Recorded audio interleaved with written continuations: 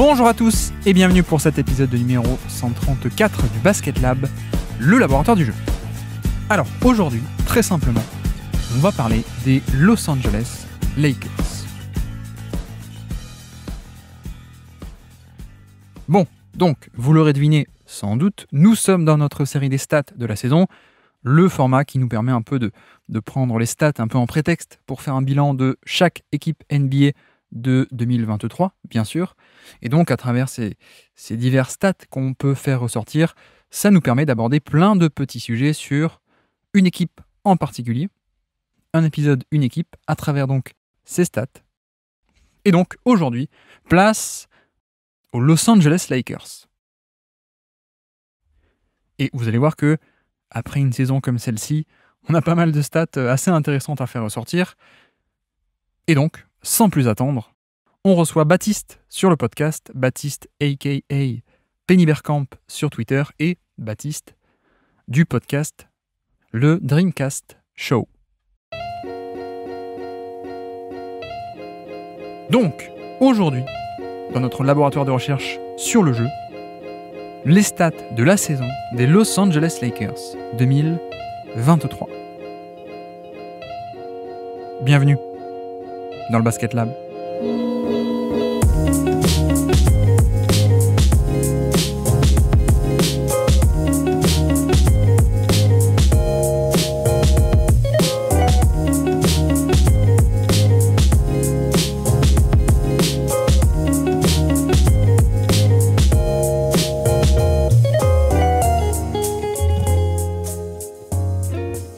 Et donc, on se retrouve une nouvelle fois pour notre série des stats de la saison. Vous connaissez le principe, on fait le bilan équipe par équipe. Aujourd'hui, les Los Angeles Lakers. Et pour ça, on reçoit quelqu'un que vous connaissez, quelqu'un qui vient régulièrement sur le Basket Lab. On reçoit Baptiste. Comment ça va, Baptiste ? Bah écoute, ça va super. Encore une fois, merci beaucoup de l'invitation. Puis en plus, pour une franchise où là, va y avoir du monde qui écoute, quoi.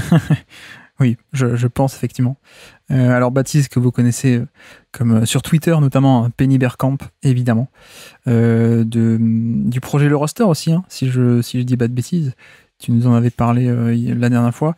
Et Baptiste aussi du Dreamcast Show, ton podcast, je sais qu'en plus tu as une actualité un peu... Enfin, il y a pas mal de promos à faire, puisqu'en ce moment tu es plutôt productif. Ouais, bah clairement, du coup, le roster, pour en parler rapidement, il y a eu toute une refonte du site. Donc si vous voulez aller voir ça, n'hésitez pas. En plus, il y a un article sur Quentin Grimes que j'ai écrit, donc j'aime beaucoup. Mais non, clairement, c'est le Dreamcast Show. Bah c'est, on va dire un peu. J'essaie vraiment de lancer ce podcast après une petite pause que j'avais faite. Donc là, il y a pas mal de trucs qui sont sortis. Il y a un top 25 des joueurs de moins de 25 ans qui sera sorti, je pense, au moment où ton podcast sortira. Il y a plein de profils post-draft sur des joueurs qui viennent d'être draftés avec des invités, des scouts un peu reconnus, en tout cas sur le microcosme français. Il y a l'équipe d'Undrafted, etc. Et il y a un podcast aussi avec où t'es passé dedans, Guillaume. Donc voilà, pas mal de contenu. Ah oui. Pas mal de contenu, donc si vous voulez aller faire un tour, c'est avec plaisir. Oui, tu es pas mal productif en ce moment. Donc je vous encourage à aller voir tout ça et à aller écouter tout ça. Tu me disais que tu t'avais recherché quelqu'un de hyper compétent pour faire le top 25 des jeunes de NBA. T'as trouvé finalement ou t'as fait avec Azad ? Non, bah non. Du coup, bon, un peu la roue de secours, quoi. Je suis désolé, mais apparemment les gens du Discord aiment bien ce running gag sur Azad, donc on continue. Non, alors, soyons un peu sérieux. Donc aujourd'hui, notre série des stats de la saison. Donc on utilise ce format des stats, 10 stats pour une équipe, comme un peu un prétexte pour faire un bilan. Donc 10 stats intéressantes ou alors 10 stats pour aborder plein de petits sujets. Vous connaissez le principe. Et donc aujourd'hui, les Los Angeles Lakers. Je sais pas comment tu t'en es sorti pour trouver des stats. Il y avait quand même pas mal de choses à dire et la saison a été assez bizarre, non ? Oui, bah clairement, pour trouver des stats cohérentes, on va dire s'il y avait un exercice, bah un peu comme il y a eu avec Dallas qu'on avait fait la dernière fois, mais un exercice un peu plus compliqué, c'est-à-dire qu'on peut pas prendre les stats sur l'ensemble d'une saison, etc. Ou peut-être qu'on va y revenir, mais les line-up qui ont joué ont très peu joué ensemble à cause de tous les trades. Et en fait, la saison des Lakers, elle est vraiment coupée en deux. Donc oui, voilà. Rien que quand tu regardes l'effectif sur Basketball Référence ou Cleaning the Glass, etc., tu vois qu'il y a 25 joueurs qui ont joué pour les Lakers cette année. Voilà. C'est pas mal. C'est pas mal. Bah, du coup, attaquons d'entrée si tu veux bien. Quelle est donc ta première stat du jour à nous présenter pour les Los Angeles Lakers 2023? Alors, ma première stat, c'est dans le prolongement de ce que je viens de dire, pardon. C'est 111.3. Ouais. Alors, c'est le defensive rating des Lakers post-All-Star Game, en fait, pris sur NBA.com. Et alors, en fait, c'est simple, 111.3, ça les mettrait meilleure défense s'ils avaient fait ça sur toute la saison. Et donc, il y a plein d'autres petites stats qui vont avec comme ça, mais c'est vraiment pour souligner cette espèce de... C'était déjà une bonne défense, les Lakers, mais ce shift qu'il y a eu, et les Lakers, en fait, sont devenus une équipe très forte qui est allée, après, on en reparlera, mais jusqu'en finale de conférence, basée sur cette défense, basée sur cette raquette Vanderbilt, enfin ce front de cour de Vanderbilt, LeBron et AD, et ils ont trouvé la formule qui marche un peu comme ça. Et par exemple, pour un peu souligner ce renouveau, le 5 majeur d'Angelo Russell, Austin Reeves, LeBron James, Jared Vanderbilt et Anthony Davis sur la fin de la régulière. Alors il y a très peu de matchs évidemment, mais il y a un net rating de plus 22. Il y a 125 d'offensive rating et 103 de defensive rating. C'est pas mal. Et 122 de net rating, en fait, c'est vraiment excellent. C'est parmi les toutes meilleures équipes de NBA. Donc voilà, c'était plus sur la régulière un peu. Il y a eu vraiment deux équipes et dont une équipe en fait très très forte en régulière. Oui, bah effectivement, c'est un des points forts de cette équipe, c'est la défense, hein, et on n'est pas vraiment surpris avec Anthony Davis et en plus LeBron James qui vieillit mais qui peut toujours faire les bons placements intelligents à défaut de pouvoir être un monstre physique sur le ballon comme il a pu être pendant des années. Mais oui, en fait je pense que c'est ça aussi qui a apporté ce trade. Beaucoup se concentrent sur Westbrook et en effet peut-être que d'enlever un joueur comme Westbrook qui aux Lakers était assez irrégulier défensivement, on peut le dire, tu le remplaces par des spécialistes défensifs, bah oui, de suite t'as un peu d'apport de ce côté-là en fait, donc d'une part, mais surtout il y a aussi la présence d'Anthony Davis, évidemment, ça je pense qu'on en reparlera, mais j'avais aussi noté, hein, c'était une de mes stats, donc enfin du coup ma première stat de la saison c'était aussi ce defensive rating, meilleur de NBA, comme tu dis, meilleur de NBA sur la période post-trade deadline, après le 9 février. Toi, tu dis que ça serait carrément la meilleure de NBA, même si on prenait l'ensemble de la régulière, hein, c'est ça? Alors ouais, il me semble que c'est ça. Alors c'est peut-être à remettre en question parce que j'ai pris les ratings sur l'ensemble de la saison sur Basketball Référence et le defensive rating post-All-Star Game sur NBA.com. Ouais. Donc peut-être que c'est pas, il y a peut-être des petites fluctuations, etc. Mais sur Basketball Référence, la meilleure défense c'est les Cavs en régulière avec 111.5, donc avec 111.3, ils seraient devant. Bon, on gipote un peu à la virgule près, mais on s'en fiche un peu. Hein, c'est juste pour dire que c'était. C'est plus pour donner une idée, quoi. C'est ça, ouais, exactement. On était sur une défense clairement d'élite qui était la meilleure ou une des 2-3 meilleures peut-être. Je crois que sur Cleaning the Glass, ils étaient donc meilleurs sur cette période post-9 février 2023. Et ce qui est même assez impressionnant, c'est que tu regardes un peu le profil stat de cette défense, t'as un peu l'impression d'avoir un profil à la Utah Jazz de la grande époque. Tu sais, avec Rudy Gobert, c'est-à-dire une défense qui est premier au defensive rating, premier au niveau des pardon, pour détailler un peu, aussi au niveau des four factors. C'est ça que j'appelle le profil statistique. Donc, c'est les 4 grands facteurs stats qui définissent un peu soit une attaque, soit une défense. Et donc, ils étaient premiers à l'IFG, donc pour le traduire en français, premier au niveau de l'adresse autorisée, 3e au niveau des rebonds offensifs concédés, ou alors 3e au rebond défensif, et même premier au niveau des lancers francs concédés. Donc voilà, on est clairement sur ce type de défense d'élite avec ce profil comme ça, qui est élite sur l'adresse, les rebonds, les lancers francs, et qui est pas très bonne pour créer des turnovers, mais parce que ça va aussi avec le style défensif. D'ailleurs, exactement comme le Utah Jazz, hein, qui était plutôt une défense traditionnelle, qui n'allait pas beaucoup créer de turnover, mais voilà, c'est un peu ce profil-là.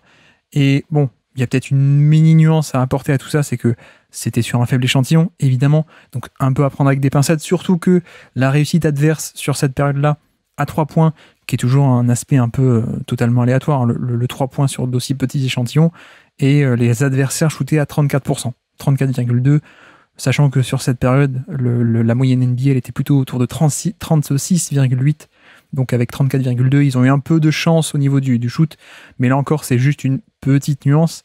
Et ce qui est intéressant aussi de voir, c'est que du coup, on a ce profil de défense de très très haut niveau, qui était deuxième sur la défense sur demi-terrain, et premier au niveau de la défense, si on mélange fréquence et efficacité sur les rebonds offensifs, ils étaient premiers au niveau de ça, et même 11e en transition. Et ça, c'est vrai que, bon, on sera tous d'accord que, notamment, c'est grâce à ce changement de personnel qui a été effectué à la trade deadline. Oui, bah clairement, et du coup, pour aller dans le sens du côté un peu chance entre guillemets, c'est une autre stat que je voulais citer qui va un peu avec, c'est ce line-up que j'ai cité avant, donc avec D'Angelo Russell, Austin Reeves, LeBron James, Jared Vanderbilt, Anthony Davis, qui en saison régulière donc a un plus 22 avec 103 de defensive rating. Si on bascule sur les playoffs, en fait ce net rating il passe à moins 2,5. Donc il y a une amplitude de 25 entre les playoffs et la saison régulière, rien que pour ce 5. Oui. Alors ça peut s'expliquer par énormément de choses, hein, notamment le fait que D'Angelo Russell a eu beaucoup de mal à exister un peu des deux côtés du terrain, que les limites de Jared Vanderbilt ont été montrées aussi offensivement. Que le niveau de compétition n'est pas le même non plus. Hein, voilà, c'est ça. Fin de saison régulière et playoff, quoi. Voilà, et en fait, il y a un écart dans les deux catégories, mais par exemple, cette défense, elle passe à 111 pour cette line-up sur les playoffs. Et je pense que c'est expliqué par D'Angelo Russell qui a été évidemment exposé. Alors 111, ça reste très bien, comme on a dit. Mais finalement, quand tu passes, donc c'est ton line-up qui est censé tirer ton rating global vers le bas, donc vers des scores faibles. Quand ce line-up, il devient juste moyen, entre guillemets, il est plus si élite, bah forcément, c'est un peu toute ta défense qui explose. Et ce 5 qui marchait, en fait, il était incroyable ce 5 parce qu'il y avait cette capacité à être élite presque des deux côtés du terrain. Et là, en fait, tu t'es retrouvé avec un D'Angelo Russell qui ne pesait pas en attaque et qui était exposé en défense. Et en fait, avec D'Angelo Russell et Jared Vanderbilt en attaque, tu étais bien trop faible. Mais du coup, en fait, l'un dans l'autre, tu t'y retrouvais pas et des deux côtés du terrain, quoi. Donc tu étais obligé de mettre Dennis Schroeder, etc. Et puis après, c'est un peu les dominos, quoi. Oui, et puis les stats un peu de line-up, faut toujours y faire très attention. Et ça, c'est un peu un euphémisme. faut carrément ne pas trop les prendre au pied de la lettre, à moins qu'on ait des gros échantillons. À moins qu'on soit sur du 800, 900 possessions jouées ensemble, 1000 possessions jouées ensemble. Là, ça commence à être un échantillon relativement gros pour que on arrive un peu à vaincre le côté aléatoire du shot-making pur.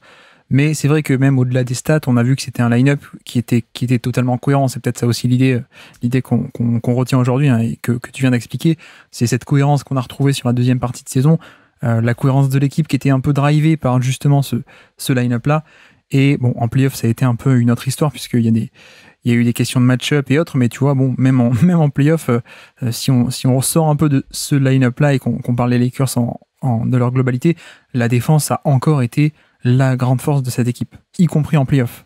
Et notamment la série contre les Warriors, c'est ça, hein, c'est un casse-tête que les Warriors n'ont pas réussi à résoudre. On en parlera, je pense, tout à l'heure, mais voilà, c'est effectivement, comme première stat, je vois qu'on avait un peu la même, c'était sur ce côté transformation, ou en tout cas, pas transformation, puisque c'est quand même l'identité de cette équipe depuis pas mal de temps, hein, depuis le cycle LeBron James et Anthony Davis, mais on est enfin revenu à des très très bons fondamentaux. Et clairement, c'est la défense qui a un peu drivé toute cette équipe sur la fin de saison et sur les playoffs. Oui, bah clairement. Et juste pour finir, oui, c'était vraiment pour donner une tendance globale parce que la line-up que je vous ai citée en saison régulière, elle a joué que 167 possessions, c'est absolument ridicule. Ouais. Donc voilà, c'était plus pour donner la tendance ils ont retrouvé une base saine défensivement.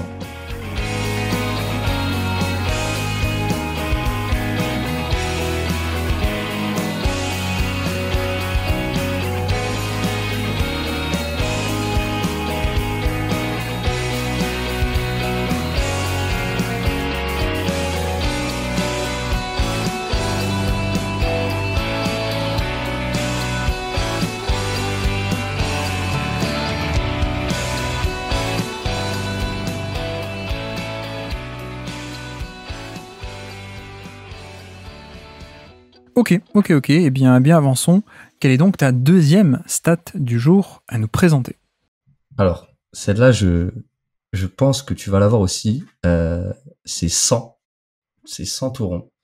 Et c'est donc le True Shooting Plus de LeBron James cette année. Ah oui, et oui, tu vas ouvrir le dossier LeBron James directement. Allons-y.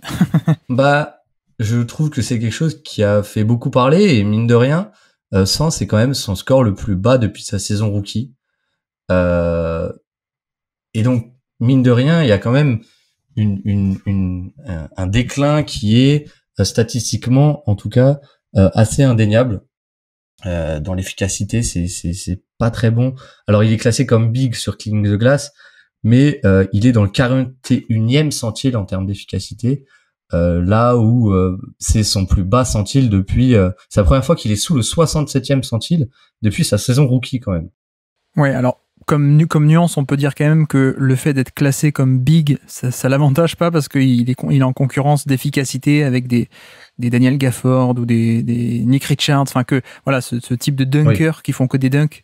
Donc effectivement peut-être que non mais c'est pour ça aussi que j'ai choisi plus le True Shooting Plus plutôt que le centile, parce que le True Shooting Plus, bah c'est par rapport à la moyenne, et LeBron ça a toujours été ou quasiment, je crois qu'il y a une saison à 102 en 2019-2020, et ça a toujours été un scoreur, alors d'ailleurs infiniment sous-coté dans les débats du grand public, mais un excellent scoreur, quoi, LeBron James. Et donc alors je suis allé voir un peu, parce que et c'est là où c'est génial, c'est à quel point notre œil peut nous mentir parfois, et que les stats sont là un peu pour rétablir la vérité. Je suis allé voir, moi j'avais cette sensation que LeBron James allait moins au panier et était moins efficace au panier que précédemment, parce que son physique baissé, il avait un peu moins la capacité. Et en fait, la chute au niveau des drives par match, elle a eu lieu en 2020-21. C'est-à-dire que toute la décennie 2010 quasiment, ou depuis que les trackings sont disponibles, il était aux alentours de 12, 13, 14, 15. Puis en 2020, il est passé à 9,5 par match.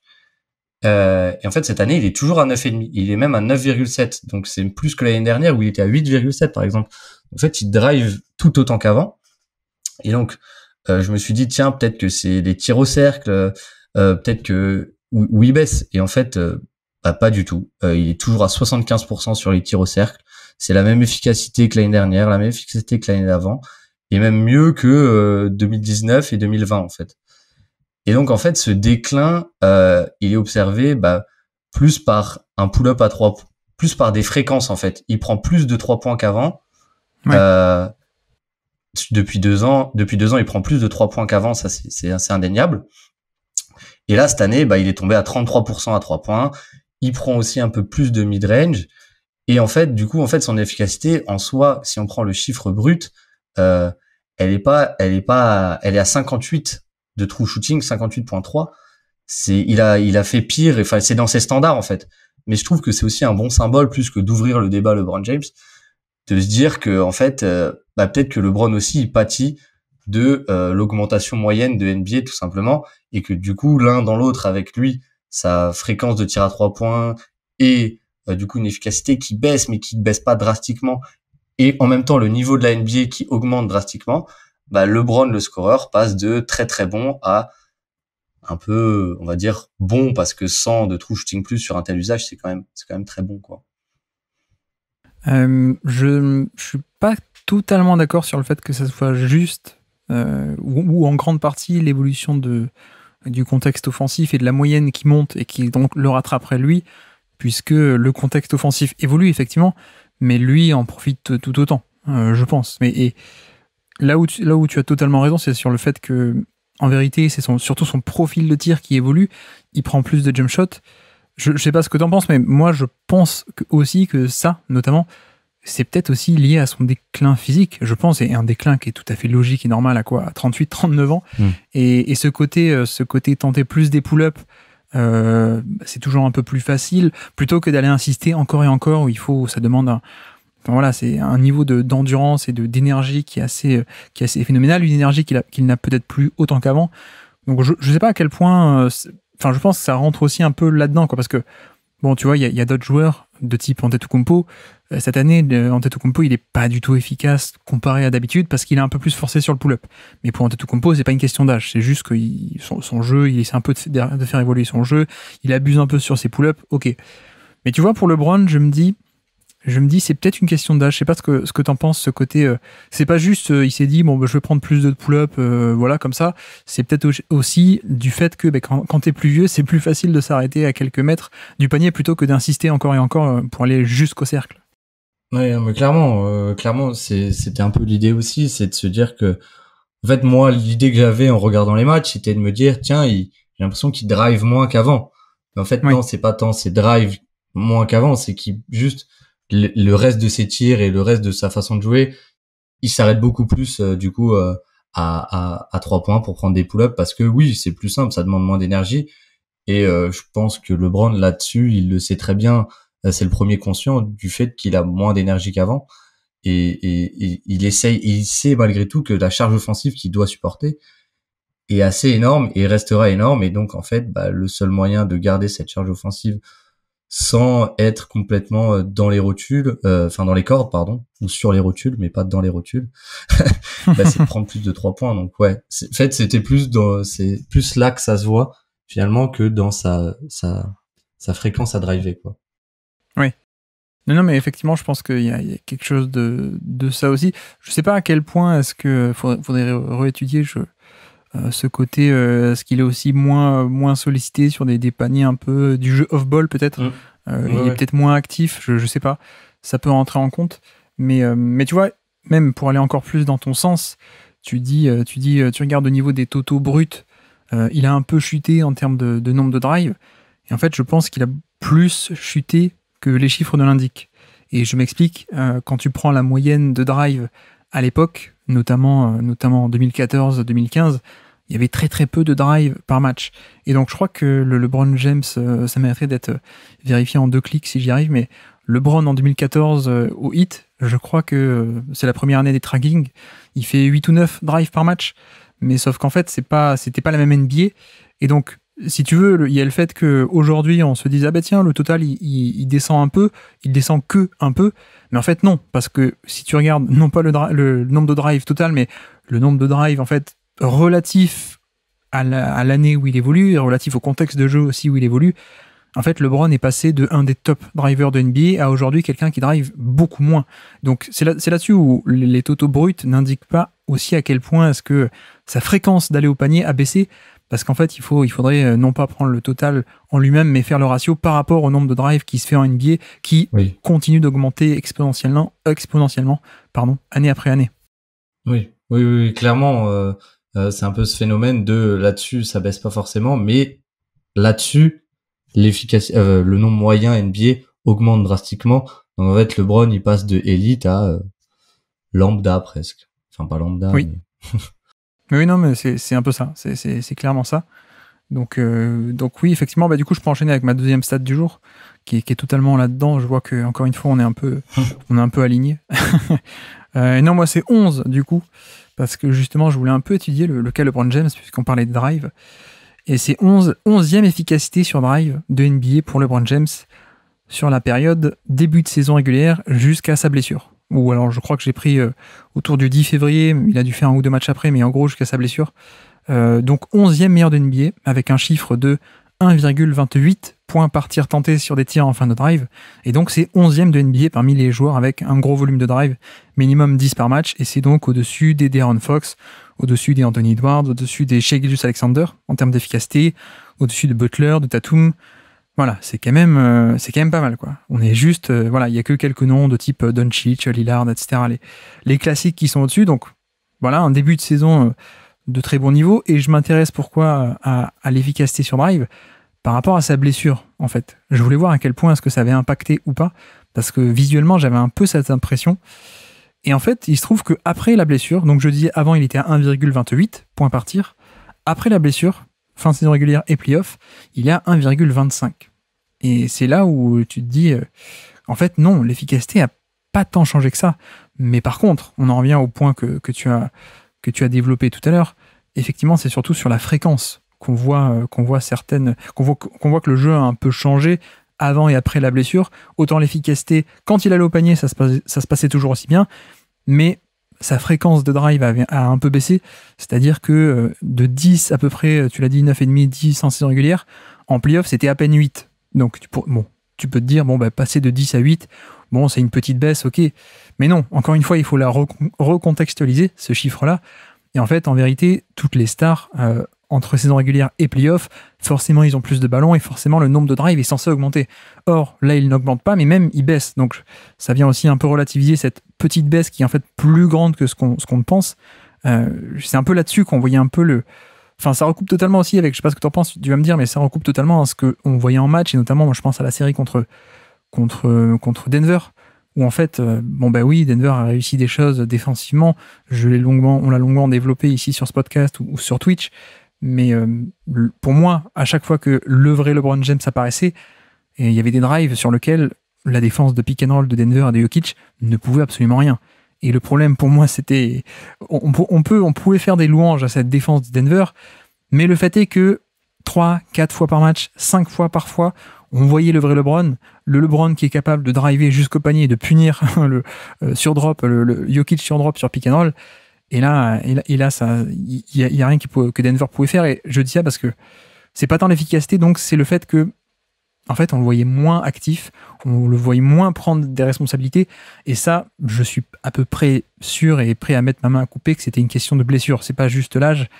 J'ai senti, là, si on sort un peu des chiffres, même si les chiffres confirment ce qu'on dit, mais si on sort un peu des chiffres, je sais pas ce que tu en penses, mais on a quand même senti, après sa blessure, quelqu'un qui était pas totalement à son niveau. Ouais, mais complètement. En plus, c'est un nombre que je m'étais noté et je voulais un peu rebondir dessus plus tard. C'était les 8 drives par match. Et alors oui, passer de 10 à 8, ça peut sembler un peu rédhibitoire. Mais comme dit, en fait, c'est censé augmenter en playoff. Et même là, ça diminue. Et ça diminue pas qu'un peu, en fait. 20% de baisse, c'est assez énorme. Et c'est vrai que il y a ce côté, il y a eu des séquences contre les Nuggets. C'est pour ça que cette série, c'est pas vraiment un sweep, c'est pas en tout cas ressenti, c'est pas un sweep parce que tu sentais que les Lakers, il y a eu des séquences où en fait LeBron James, c'était toujours LeBron James et c'était lui un peu tu sais, cette sensation qu'on a tous eu pendant longtemps que sur le terrain, tu peux mettre n'importe qui, ça va être lui le mec qui décide comment jouer en fait, et la défense peut rien faire, en fait peut pas faire grand-chose.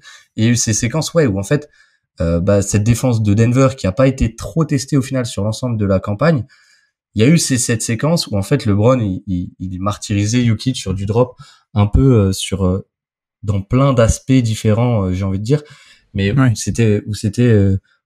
on se disait tiens, en fait les Lakers peuvent vraiment commencer à embêter sérieusement la défense des Nuggets, et c'est seulement si et seulement si LeBron est le vrai LeBron.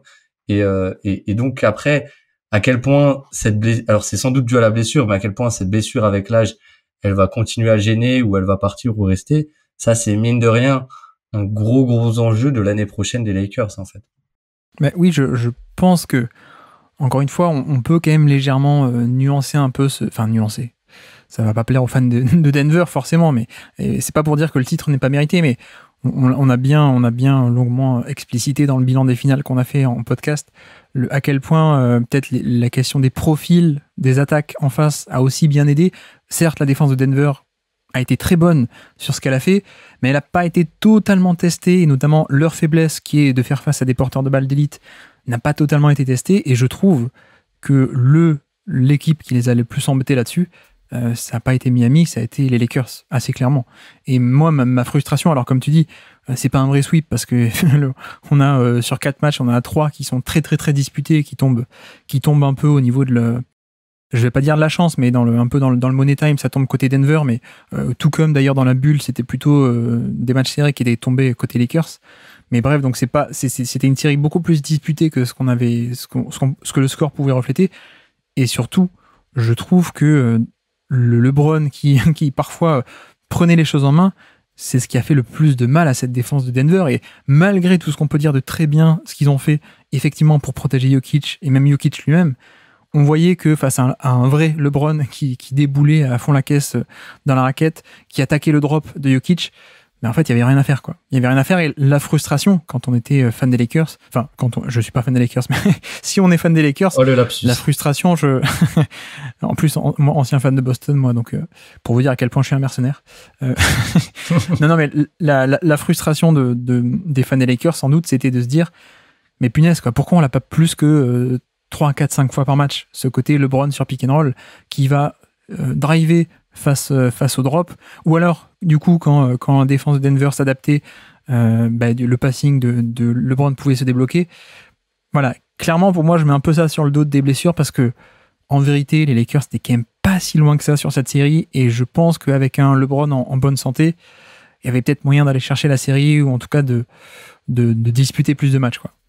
Ouais, non mais clairement, et en plus je trouve ça un peu dommage parce que alors je crois que toi aussi, mais moi j'ai beaucoup aimé les playoffs de Darvin Ham, pardon, au global, et ouais. Finalement un sweep il est pas très représentatif de tout ce qu'a tenté et ce qu'a mis en place Darvin Ham, même sur la série où les séquences où on a vu Rui Hachimura sur Jokic, etc. Moi je trouvais ça vraiment intéressant et intelligemment fait en fait, et même bon, alors contre les Warriors il fait absolument je trouve une masterclass de coaching. C'est vraiment du très très haut niveau ce qu'il a fait. Mais oui, pour revenir un peu sur cette opposition face aux Nuggets, moi un truc que je voulais ajouter aussi,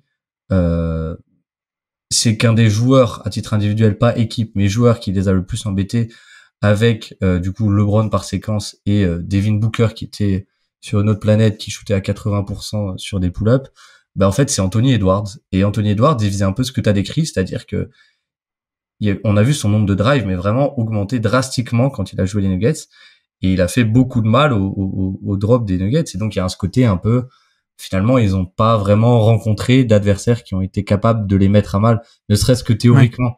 Enfin, théoriquement, LeBron si, mais vu que LeBron était un peu gêné, ils n'ont pas vraiment rencontré ce joueur qui est dans cette équipe, qui peut leur faire mal. Donc voilà. Mais là, on est un peu plus côté Denver.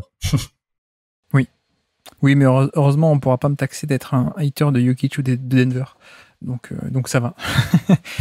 Non, alors juste aussi quelques autres stats intéressantes sur ce côté, à quel point la blessure a peut-être affecté LeBron, un peu pour continuer à faire cet argumentaire. On a parlé de la fréquence de drive qui baisse en playoff alors que c'est censé un peu monter. De l'autre côté aussi, on peut regarder au niveau de l'usage. Et ça a été une discussion qu'on a eu un peu tous les playoffs. Hein. J'ai l'impression, alors pas au niveau de la stat en elle-même, mais au niveau de l'impression, c'était LeBron ne prend pas beaucoup ses responsabilités en playoff, quoi. Il gère pas autant de ballons qu'avant. Alors, parce qu'il y a d'autres joueurs aussi qui avaient émergé en tant que porteur de balles secondaire, ok.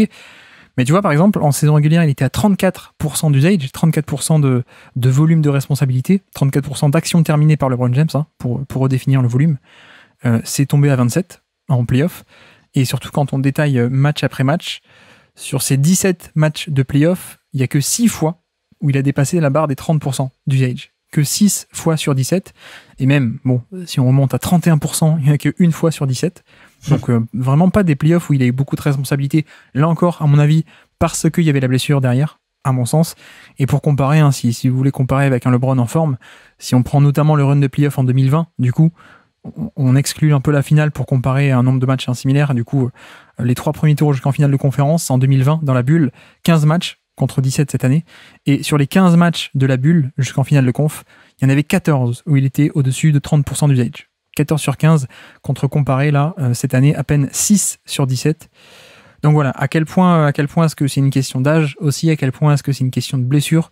Je pense que c'est un peu des deux, mais je pencherai quand même tout de même pas mal sur la blessure aussi. Mais bon, tu l'as dit aussi, on est sur, même si on dézoome et qu'on regarde un peu plus globalement, on est sur sa plus mauvaise saison d'efficacité globale, première fois depuis son année rookie. Effectivement, si on fait, si vous voulez que je vous refasse un peu le tableau de sa carrière, en gros, rookie, il a un peu des difficultés. Ensuite, la période aux Cavs, il est à des plus 5%, plus 6%, plus 9 et plus 10% par rapport à la moyenne d'efficacité. C'est quand même de top niveau, et c'est d'ailleurs ses années MVP. Donc voilà. Miami, on atteint carrément des sommets de plus 15%, plus 20%. C'est parmi les tout meilleurs scores de toute l'histoire de la NBA. Donc c'est plutôt pas mal à Miami au niveau efficacité. Deuxième période de Cleveland, on est toujours à du plus 8, plus 9, plus 12, encore à un niveau d'élite. Pas au niveau historique de Miami, mais un niveau d'élite. Et récemment, on était sur de plus 5, plus 2, plus 5. L'an dernier, plus 9. Et donc là, cette année, à peine pile plus 0 au niveau de la moyenne NBA. Donc voilà, ça c'est peut-être là-dessus aussi que, blessure mis à part, on pourrait argumenter qu'il y a quand même un début de déclin chez LeBron James, c'est que l'efficacité globale qui avait toujours été excellentissime, voire même très bonne encore jusqu'à il n'y a pas longtemps, là elle baisse un peu. Autre indicateur intéressant aussi, c'est le taux de lancer franc, où il a jamais été aussi mauvais, le free throw rate plus, donc le taux de lancer franc comparé à la moyenne. Là encore, il est au niveau de la moyenne alors qu'il avait toujours été bien au-dessus de la moyenne d'habitude. Voilà, il y a plein de petits indicateurs comme ça qu'on pourrait retrouver pour le côté déclin. On en a dit aussi pour le côté blessure. En vérité, je pense que c'est un peu des deux et je peux te poser la question. Moi, personnellement, je pense qu'il reste sans doute un ou deux runs de playoff. Est-ce que pour toi, ces Lakers peuvent aller chercher un titre à l'avenir? Alors, chercher un titre quand même, on va dire, pour moi, ils pourront être dans la course, en tout cas au moment où les playoffs commencent. Alors évidemment, là, je vais dire des banalités, mais il faut qu'Anthony Davis soit en forme. Ça, c'est pas nouveau. Ouais. Mais LeBron semble avoir quand même, enfin, je veux dire, ses playoffs, il a l'air quand même sacrément gêné. Et malgré cette gêne, il affiche un niveau où, comme dit, par séquence, et parfois c'est des séquences de 4-5 possessions, où tu te dis waouh, quand même c'est toujours lui le meilleur joueur et qui peut punir à peu près tout en face. Maintenant, ouais, il y a quand même quelques chiffres qui vont dans le sens d'un déclin. Après, en fait, ça dépend à quel point ils auront besoin d'un LeBron James plus. Moi, je pense en fait que le problème c'est qu'ils ont vraiment besoin d'un LeBron James plus pour gagner le titre, surtout en l'état et comment ils ont construit leur effectif qui a pas forcément bougé. Donc en fait, ça va être le même échantillon que cette année qu'on a vu en playoff. On a vu que ils avaient besoin de lui à vraiment 100%. Si c'était vraiment, en fait, je ne sais pas à quel point c'était qu'une blessure et à quel point cette blessure va rester. Admettons que c'était qu'une blessure. Et si c'était qu'une blessure et qu'il retrouve son niveau un peu même du début de la régulière, en fait, là, je pense que les Lakers auront une chance. Mais mine de rien, ça commence à faire pas mal de si. Et comme dit, moi j'avais noté, c'est marrant que tu le notes, j'ai oublié de le dire, mais j'avais noté ce free throw rate plus, où en fait d'habitude il était même parfois 140, 150, vraiment c'est aussi ça qui faisait décoller son efficacité. Et là il est passé à 101, donc il y a une grosse baisse là-dessus. Donc il y a quand même quelques signes qui vont pour un déclin, mais malgré tout j'ai envie de croire en la théorie que la blessure l'a fortement gêné. Je pense que, du coup, je suis peut-être légèrement plus optimiste que toi. Mais tu vois, il y a des saisons, cette année, c'était quand même assez ouvert. Hein. C'était quand même assez ouvert au niveau de la course au titre. Et encore une fois, je pense qu'on est passé pas si loin que ça des Lakers qui créent une grande surprise. Bon, malheureusement, ça s'est pas fait, mais tu vois, je veux dire, peut-être une année où il n'y a pas deux énormes mastodontes à l'ouest et à l'est l'an prochain. Et en plus, peut-être, il y a un côté où, en saison régulière, tu peux l'utiliser un peu moins et donc avoir un peu plus des créateurs secondaires qui prennent le devant qui prennent les rênes de l'équipe sur la saison régulière. Et de nouveau, en playoff, par contre, cette fois, il y a un step-up. Donc, effectivement, on est dans le cas où il n'y a pas de blessure, mais voilà, c'est un peu pour moi, c'est un peu le schéma idéal de peut-être on arrive un peu plus à le ménager en saison régulière. On fait créer des D'Angelo Russell, on fait créer des Gabe Vincent, des Austin Reeves, oui, des joueurs comme ça. Et par contre, en playoff, quand on est face au bon match-up, quand on est face à une défense de pick and roll un peu poreuse, là on ressort le vrai LeBron, enfin le LeBron de d'habitude, et il peut plus le faire sur une saison complète, peut-être au même niveau qu'avant, mais sur un round de playoff, j'avoue que j'y crois encore. Je suis peut-être un éternel romantique, je ne sais pas. mais j'y crois encore à ce modèle-là de un peu moins en saison régulière, mais on garde un peu de jus dans le moteur pour les playoffs. Ouais. Non mais clairement, et en plus t'as dit quand même deux choses intéressantes, c'est que c'est ouvert. Là on est dans une NBA, je crois c'est la première fois depuis les années 70 où il y a eu 5 champions différents consécutifs, si je ne m'abuse. Ouais.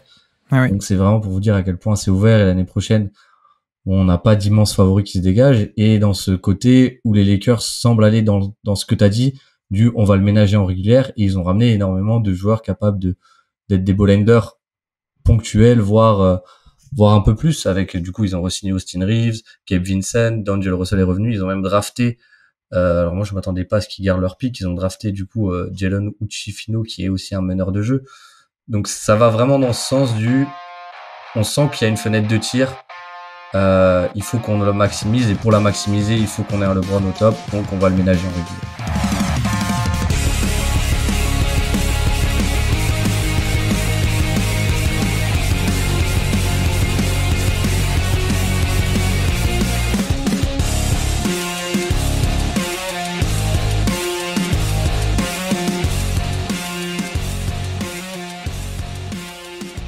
Ok. Donc voilà pour ce point en longueur sur LeBron James, mais s'il y a bien un joueur qui le mérite, c'était lui, évidemment. Mais donc avançons. Quelle est donc ta troisième, si je dis pas de bêtises, ta troisième stat du jour à nous présenter pour les Lakers 2023? Troisième, alors il y en a deux, c'est 23.2 et 17.1. Ouais. Et alors, en fait, t'en as parlé rapidement avant, c'est dans les 4 facteurs qui définissent une attaque et une défense. Et en fait, le free throw par tir, donc en fait par field goal attempt. Donc en fait, c'est la fréquence de lancer franc par tir tenté. D'accord. Et donc en fait, les Lakers, là où c'est assez fascinant, et c'est peut-être leur force principale, c'est que ils sont très forts donc en attaque, c'est 23,2.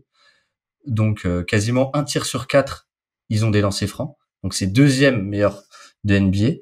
Et en défense, 17.1, c'est premier de NBA. Donc en fait, les Lakers ont la double casquette on provoque beaucoup de fautes en attaque, et en défense, on en provoque très très peu. Alors attends, est-ce que tu parles de ça pour parler de la compétence des Lakers, ou est-ce que tu vas nous faire un refrain sur l'arbitrage là? Je te vois venir.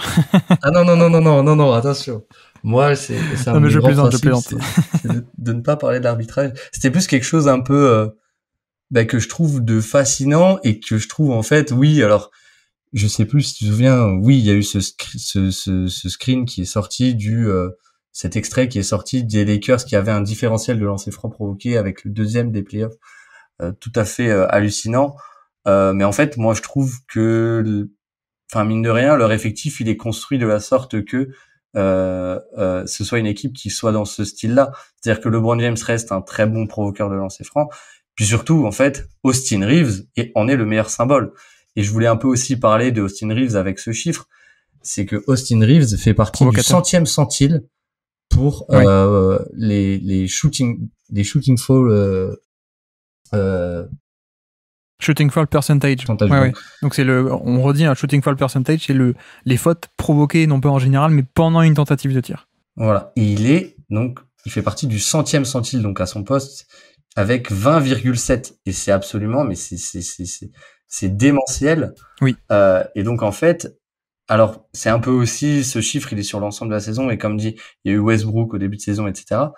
Mais quand tu regardes le profil de cette équipe, tu te rends compte que c'est une équipe qui est capable de provoquer énormément de fautes, et de manière justifiée, justement. C'est ça que j'avais envie de dire. C'est que tu as Austin Reeves qui en provoque énormément, Anthony Davis qui en provoque énormément, LeBron James qui en provoque énormément, puis même après, des joueurs comme Dennis Schroeder en provoque, Lonnie Walker en provoque, et même Jared Vanderbilt, bon, il a très peu d'usage, mais il a aussi un beau score. Donc en fait, c'était vraiment quelque chose. Donc t'as un peu abordé, c'est pour ça que je parle plus du côté offensif, parce que t'as abordé le côté défensif avant. C'est une équipe qui provoque très peu de fautes, mais c'était plus dans le sens où c'était vraiment leur fonds de commerce offensif, presque. Et c'est le tir, peut-être encore plus que le tir au panier, c'est le tir le plus rémunérateur du basket. Parce que, de très très loin, ouais. Très très très loin. Et c'est peut-être un aspect, alors je sais pas si ça a été fait exprès dans la construction d'équipe, ou si c'est les Lakers à cause de l'arbitrage, ou ne sais-je, mais en tout cas, le résultat est là. Les Lakers ont été très très forts sur le tir le plus rémunérateur du basket, et sans avoir en fait des line-up avec, quand on regarde offensivement, on se dit qu'il y a quand même un manque de spacing peut-être, ou des manques en tout cas, et ça c'est parfois vu en playoff. Et pourtant, ils ont eu un très haut niveau offensif, et la raison principale, c'est sans doute ça. Oui, et tu dis, comme tu dis, c'est le tir le plus rentable du basket, et eux, ils en obtenaient beaucoup, et en plus, ils en concédaient très peu. Donc, c'est quand même un très très bon mélange à avoir. Mais oui, alors j'avais noté effectivement le shooting foul percentage de Austin Reeves, qui donc est à plus de 20%. C'est un score assez incroyable, hein, plus de 20%. Et pour vous dire, donc, centième centile par rapport à son poste. Mais, si on mélange tout le monde, on prend tous les postes. Minimum 1000 minutes sur la saison, pour prendre un peu les joueurs non anecdotiques. C'est le 9e total de NBA, et je répète, tout postes confondus, et donc notamment pivot inclus, alors que les pivots ont des standards bien plus élevés que le reste des postes, parce que bien sûr un pivot qui va tenter des lay-ups ou des dunks proches du panier, il y a plus de chances d'avoir des fautes, donc il y a des standards qui sont beaucoup plus élevés, et donc malgré tout il est 9e de toute la NBA, y compris quand on inclut les pivots, et si on enlève les pivots, du coup il est 2e de NBA derrière Jimmy Butler. Voilà, c'est quand même pas mal. C'est devant des Shai Gilgeous-Alexander, c'est devant des Luka Doncic, c'est devant des DeMar DeRozan et tous les experts de ça. Donc voilà, c'est quand même plutôt pas mal, effectivement. Et bon, sur le côté lancer franc, c'est vrai qu'en fait, je pense qu'il y a toujours un peu 3 éléments à retenir. Le premier, c'est le style de jeu. Le deuxième, c'est effectivement le côté savoir-faire, peut-être. Et le troisième, bon, j'irai pas jusqu'à dire de l'arbitrage, mais une certaine respectabilité vis-à-vis des arbitres. Mais je dis ça parce que sur le premier, le style de jeu, je pense qu'on se rend pas compte à quel point ça influence aussi le nombre de lancers francs. Et à chaque fois, je prends le même exemple, mais des Jokic ou des Curry ou des Irving, qui sont des joueurs qui, autour du panier, sont plutôt dans le toucher de balle et dans la finition, ils vont pas forcément tout le temps attaquer le contact. Ils vont plutôt essayer de... Irving, c'est ça, hein, il a jamais eu des très très beaux chiffres au lancer franc, parce qu'il va toujours, quand il y a quelqu'un devant lui, un protecteur de panier, il va chercher à contourner et à être dans l'angle de lay-up, parce qu'il est tellement fort sur son toucher de balle qu'il peut les mettre, ces lay-up, dans des angles compliqués. Donc voilà, le style influence là-dessus. Curry, c'est pareil, Jokic, c'est pareil. Premier élément, le style. Deuxième facteur, c'est le savoir-faire. Et donc là, on peut penser au côté, je sais quel move faire et avec quel timing et comment manipuler le défenseur. Donc ça, c'est un vrai savoir-faire que n'ont pas tous les joueurs.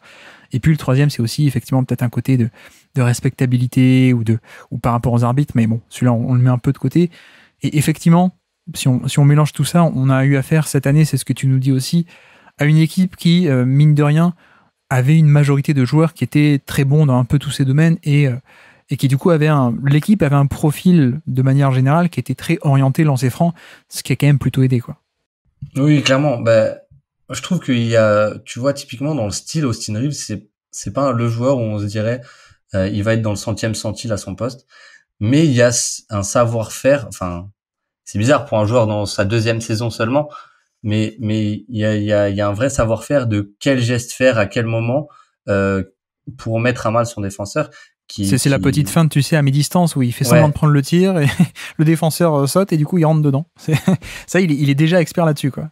Oui, voilà. Et mine de rien, comme dit, ils ont tous au moins 2 des 3 qualités que t'as citées, je trouve. Oui, effectivement. Que dire de plus sur là-dessus? Tu m'arrêtes si tu as autre chose à dire, mais du coup, je peux enchaîner avec la mienne de 3e stat du jour. On va rester un peu là-dessus, du coup, si tu veux bien. Moi, c'est 2, du coup. 2, ce sont le nombre de joueurs qui répondent aux critères suivants. 2, minimum 1000 minutes, minimum 16% d'usage et minimum 1,40 points par tir. Voilà. Donc minimum 1000 minutes, 16% d'usage et 1,40 de points par tir de productivité au scoring individuel.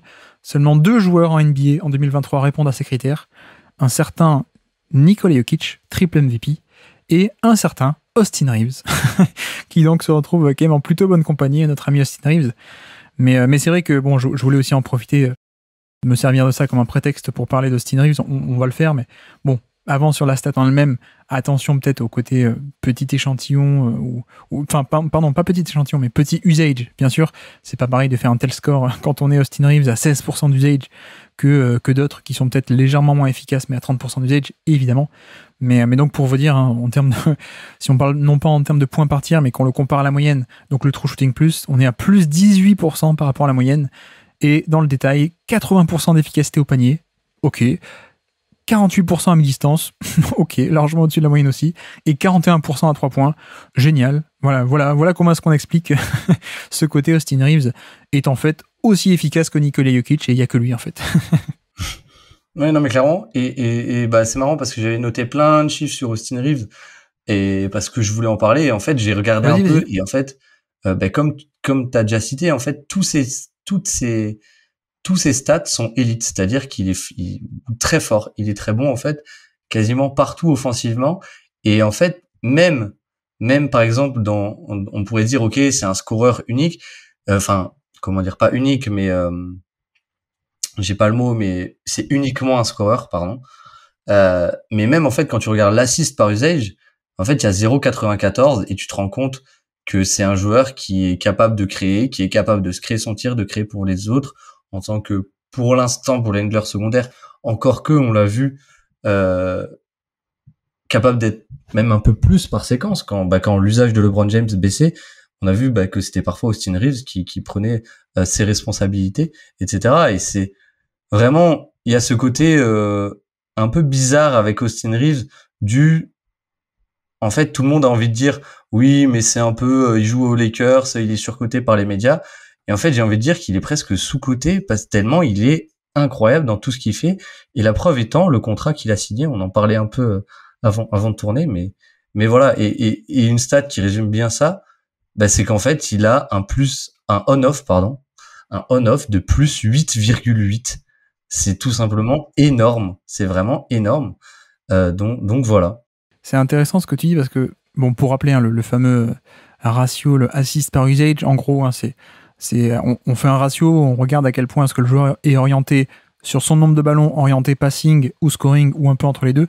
Et donc lui, effectivement, il n'est pas du tout orienté que scoring. Hein. C'est plutôt même un bon passeur qui a, bon, pas un passeur d'élite, mais qui a vraiment tous les basiques sur pick and roll, qui fait des bonnes lectures, voire même parfois un peu des lectures un peu avancées. Donc on a ce côté scoreur efficace et en plus, il y a du passing de création, du passing aussi un peu de fluidification, évidemment, mais il a aussi de la création. Et autre stat aussi par rapport à ce que tu as dit sur le côté sous-estimé, il est à 56% de paniers assistés. Donc 56% de ses paniers étaient assistés. Voilà, peut-être pour vous dire à quel point est-ce que c'est bon ou pas. Parce qu'il y a aussi l'argument de se dire oui, il est hyper efficace, mais parce qu'il joue à côté de LeBron James et Anthony Davis, il fait que de la finition, il est toujours dans un fauteuil. Or non, c'est pas trop le cas, parce que donc à peine 56% de ses paniers étaient assistés. Je peux vous dire des gens qui sont autour des 56% également. On a du Jason Tatum, on a du Tyrese Maxey, on a du Kyle Lowry, on a du Jordan Poole. Voilà, donc quand même plutôt des joueurs un peu estampillés création. Et lui, il est dans cette zone-là. À peine 56% ou que 56% de ses paniers étaient assistés, donc ça veut dire que 44% étaient créés par lui-même. Donc voilà un peu aussi pour relativiser le côté peut-être un peu oui, mais c'est un role player à côté de LeBron, donc tout est facilité. Oui, certaines choses sont facilitées, mais c'est aussi un profil qui a une certaine dose de création, et c'est pour ça que tu disais, on en parlait en antenne, c'est vrai qu'on a tous été un peu surpris par son contrat, au point même qu'on se demande si vraiment l'argent qu'il va recevoir, il est pas plus grand que le montant officiel dans le salary cap, quoi. Et que ça sera pas très légal. Mais ouais, mais en fait c'est assez fou parce que du coup en le décrivant un peu, on se rend compte que c'est un joueur qui a très peu de faiblesses, Austin Reeves. Alors le seul point que j'ai noté, c'est son efficacité au cercle qui a baissé en playoff. Mais bon, c'est sur un échantillon très faible, les playoffs, etc. Et c'est face à des match-ups qui augmentent aussi et ainsi de suite. Mais ouais, tu te rends compte que c'est un joueur qui est capable de se créer son tir parce qu'il y a beaucoup de paniers qui sont pas assistés, qui score efficacement, mais pas efficacement, qui score ultra efficacement, qui a déjà beaucoup de savoir-faire pour provoquer les lancers, qui en défense est pas le défenseur du point of attack élite, mais qui est un défenseur plutôt intelligent et qui est pas négatif en tout cas pour moi. Et en plus il a du playmaking, donc il peut être un connecteur, voire même parfois un peu plus sur pick and roll, etc. Donc en fait c'est un peu l'incompréhension de comment ce mec gagne si peu d'argent, mais c'est un énorme coup pour les Lakers Ah oui, pour la saison prochaine, mais vraiment énorme. oui, effectivement. Oui, c'est un des meilleurs coups de la free agency, voire même du coup le meilleur contrat de la free agency, sans doute pour moi.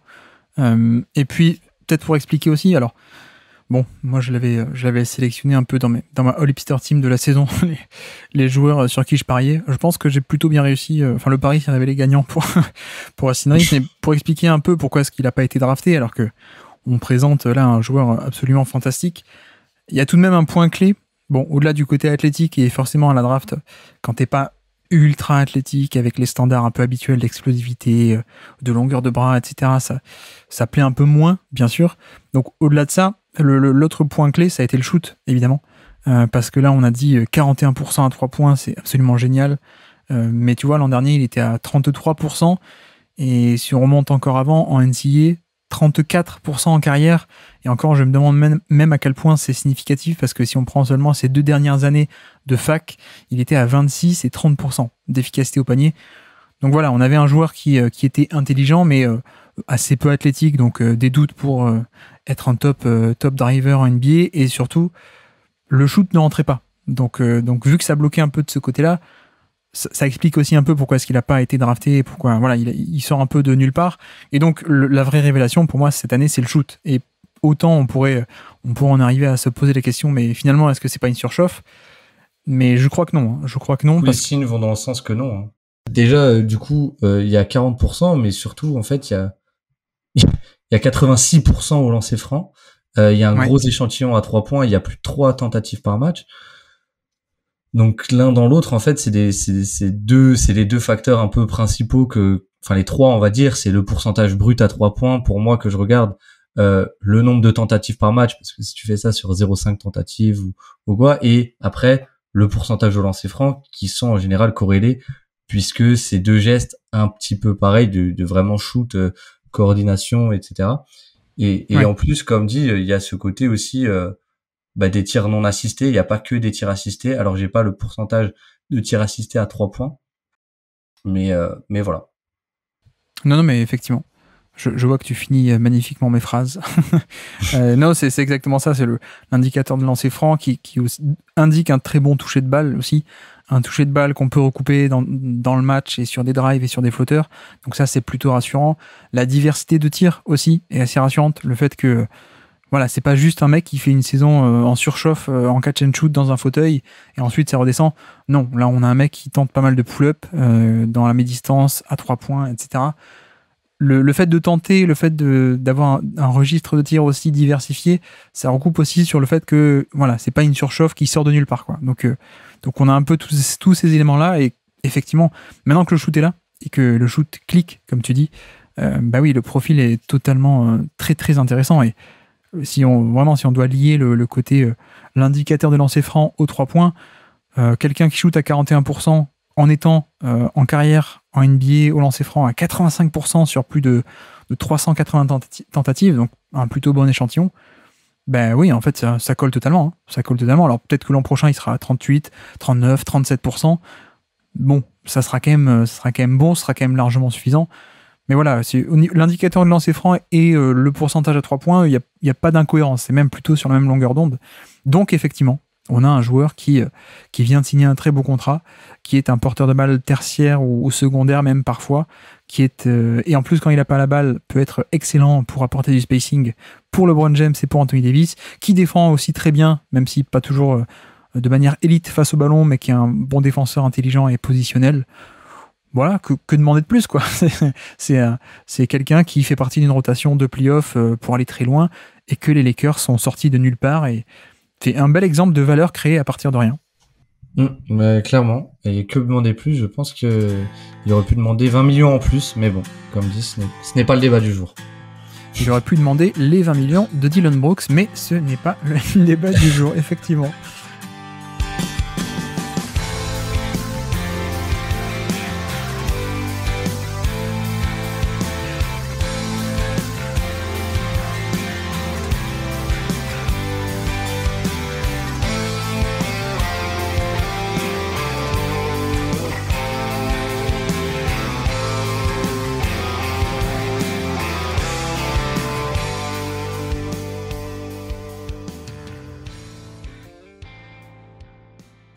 Du coup, quelle est ta 4e stat de la saison à nous présenter pour les Lakers 2023? Alors, c'est moins 15,7. Ouais. Et alors, moins 15,7, on a parlé de LeBron James, on a parlé d'Austin Reeves.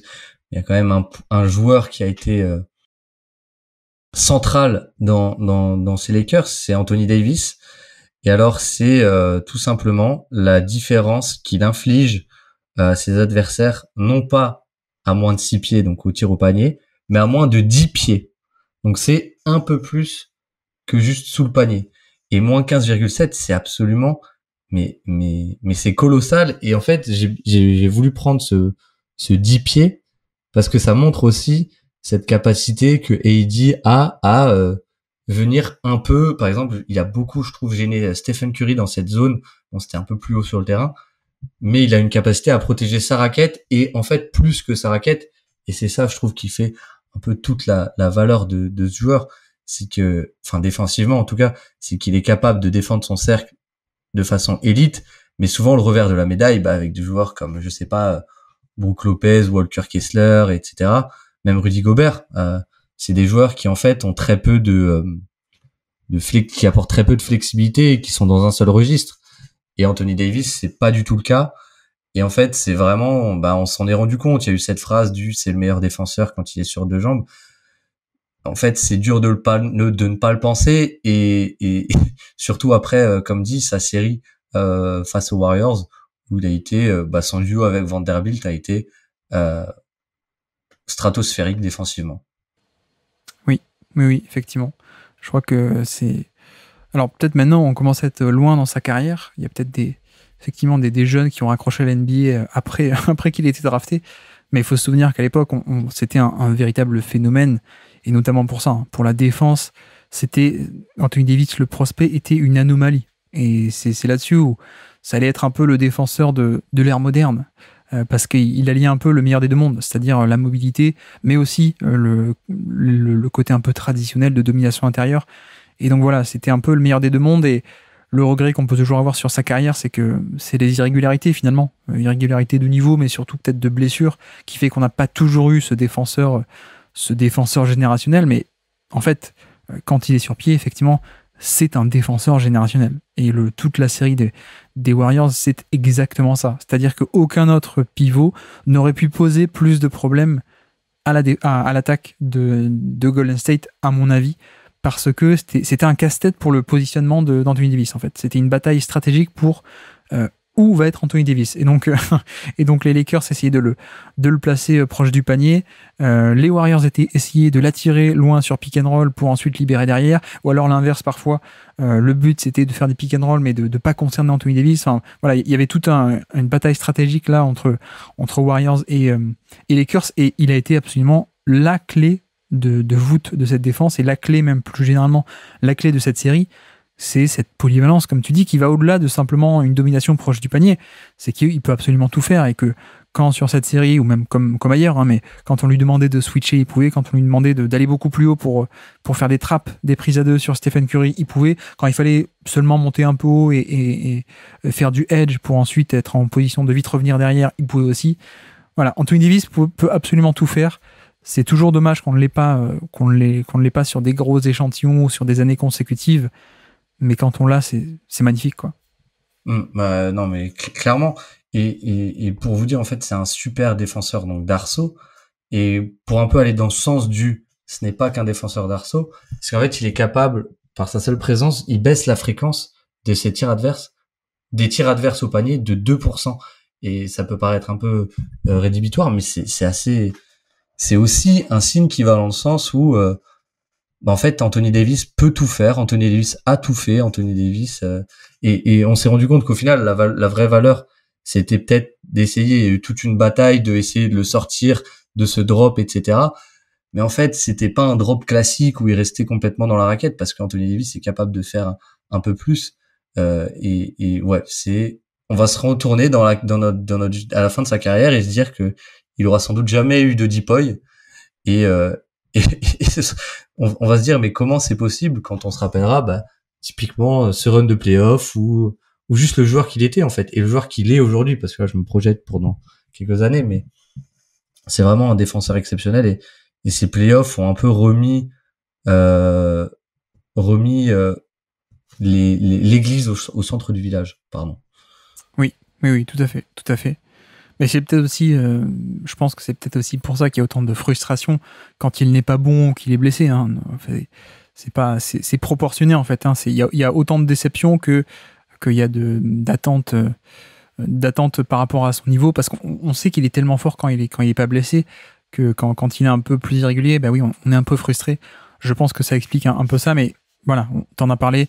La défense des Lakers était la meilleure de NBA sur la deuxième partie de saison et sur les playoffs. Qui est le moteur de ça? C'est Anthony Davis, évidemment. Du coup, je vois qu'on est totalement synchro. Hein. Ma 4e stat de la saison, c'était un peu ça. Donc allons-y un peu là-dedans. Moi, c'était -7. -7, c'était tout simplement le on-off de Anthony Davis en défense. -7 points par 100 possessions en on-off défensif. Et donc, pour vous dire, minimum 1000 minutes sur la saison, évidemment, pour enlever les joueurs un peu anecdotiques. Et donc, parmi les intérieurs, à plus de 1000 minutes, seulement, parce que les on-off, faut faire très attention, et le seul poste où on a une plutôt bonne corrélation, c'est les intérieurs, notamment pour le on-off défensif. Mais bref, donc il est 3e de NBA cette saison complète, saison régulière, derrière Draymond Green et Brook Lopez. Voilà, 3e meilleur on-off défensif de toute la NBA, derrière Draymond Green et Brook Lopez.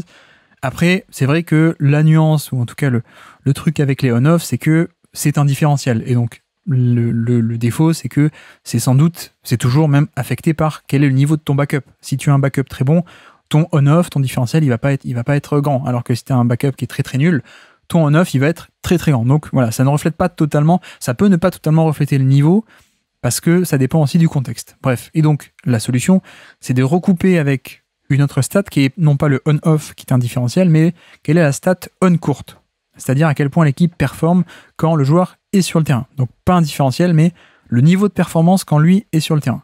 Et là-dessus, la défense des Lakers, avec Anthony Davis sur le terrain, on était à 110,7 de defensive rating quand Anthony Davis était sur le terrain. Et pour dire, Draymond Green, c'était 110,4. Voilà, donc c'est quasiment la même chose. C'est pas que un effet backup. Effectivement, Draymond Green et Anthony Davis étaient parmi les tout meilleurs défenseurs de cette saison, encore une fois. Jaren Jackson, d'ailleurs, pour vous dire, qui était à seulement -5 de on-off, il est par contre à 108 de on-court, donc encore meilleur. La défense de Memphis était encore meilleure. Mais bref, on est vraiment sur un Anthony Davis de très très haut niveau cette année, avec justement cette fameuse polyvalence. Et tu parlais du fait qu'il arrivait à faire baisser la fréquence de tir au panier des adversaires. C'est vrai, mais il n'a pas non plus des chiffres comparables à Rudy Gobert ou à des joueurs comme ça, quoi. Mais en même temps, c'est pas grave, parce que il faut pas lire son impact que là-dessus.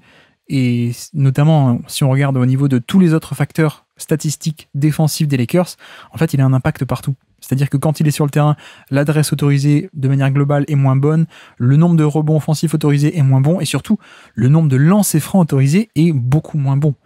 Et c'est là-dessus où la polyvalence défensive ne peut pas être capturée en un chiffre, parce que justement, quand tu es polyvalent, c'est que tu arrives à être un peu partout sur le terrain, etc. Donc il n'y a pas une stat précise comme protecteur du panier, on regarde les stats au panier. Là, la polyvalence, on peut la lire sur d'autres stats, et le fait que, en fait, quand il est sur le terrain, les Lakers sont un peu bons partout. C'est je pense, le meilleur moyen de lire cette polyvalence et ce niveau de jeu très très élevé d'Anthony Davis. Non, mais clairement, j'ai rien à dire de plus sur les défenseurs. Je rajouterais juste une chose, c'est que le -15,7 que j'ai pris était sur les playoffs et pas sur la saison régulière, parce que c'est là où il a le plus brillé, etc. Oui, -15,7 sur une saison régulière, on serait sur des chiffres. Vous en auriez entendu parler avant, je pense. Oui. Je pense que ce serait même passé sur TF1, même, carrément. Pas que sur ESPN. Je pense que on l'aurait entendu parler sur TF1 tellement ça aurait été incroyable.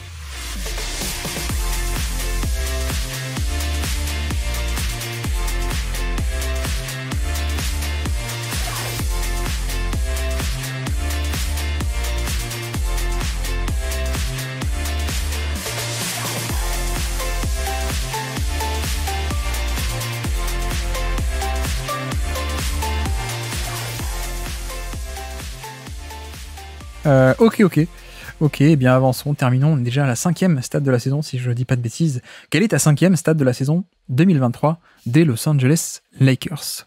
Alors, c'est 8. C'est le numéro Ouais. 8.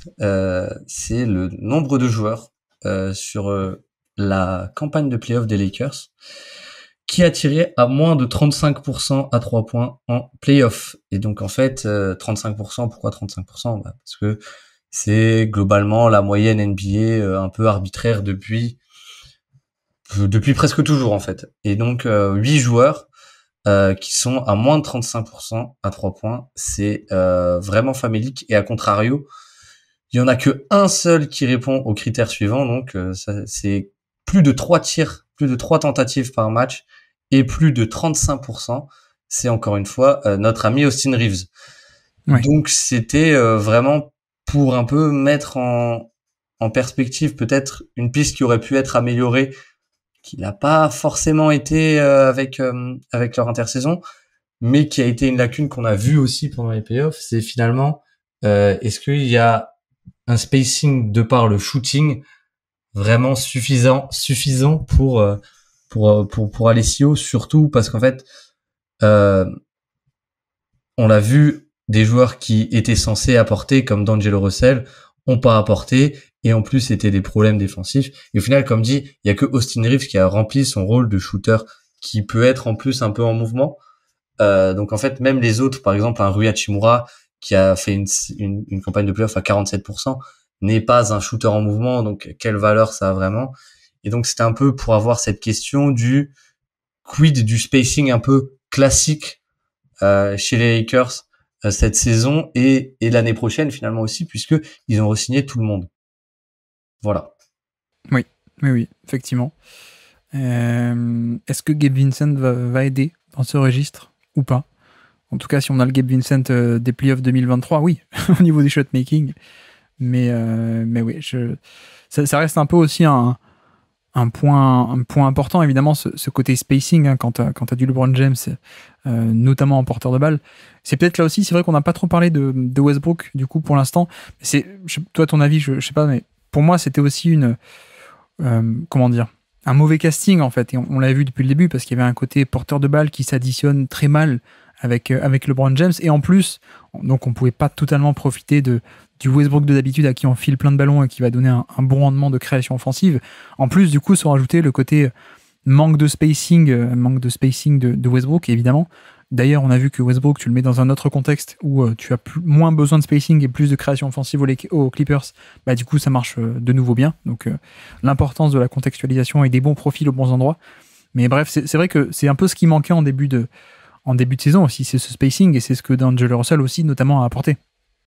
Ou en tout cas était censé apporter, et il s'est un peu il s'est trouvé en playoff, c'est ça que tu veux dire.